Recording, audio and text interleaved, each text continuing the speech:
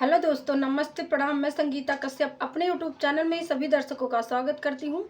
मैं एक देवी पचरा गीत लेके आई हूँ दोस्तों। अगर गीत अच्छा लगे तो कमेंट करके जरूर बताना, लाइक करना, शेयर करना, मेरे चैनल को सब्सक्राइब करना और कमेंट करके जरूर बताना दोस्तों ये गीत आप लोगों को कैसा लगा।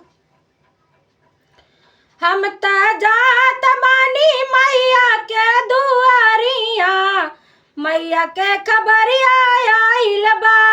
हम त जात बानी माई के दुआरिया, मैया के खबरिया आइल बा। ललका सनुरा ले आइया, पियर का सनुरा ले आइया। ललका सनुरा ले आइया, पियर का सनुरा ले आइया।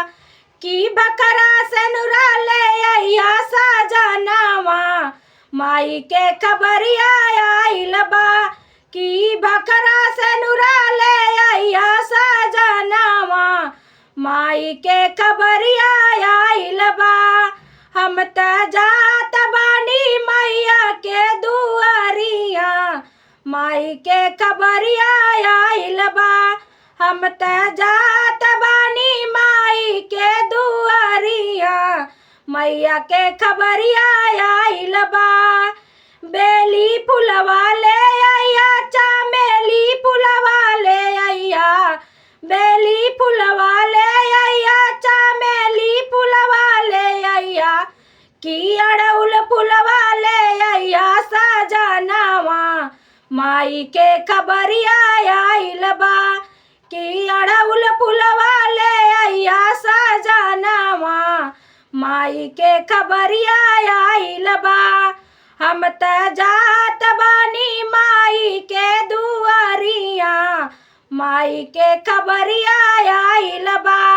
हम त जात बानी माई के दुआरिया, माई के खबरिया आइल बा।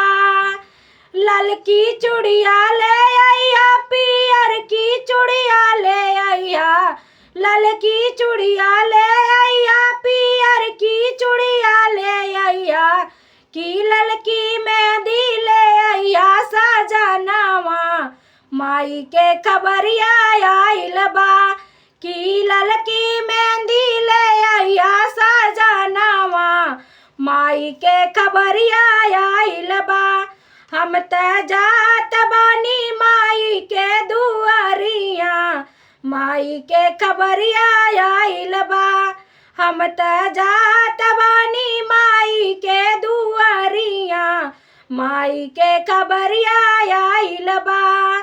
ललकी साड़िया ले आइया, पियर की साड़िया ले आइया। ललकी साड़िया ले आइया, पियर की साड़िया ले आइया। की लाल चुनरिया ले आइया सजनावा, माई के खबरिया आइल बा। की लाल चुनरिया ले आइया सजनावा, माई के खबरिया आइल बा। हम त जात बानी माई के दुआरिया, माई के खबरिया आइल बा। हम त जात बानी माई के दुआरिया, माई के खबरिया आइल बा।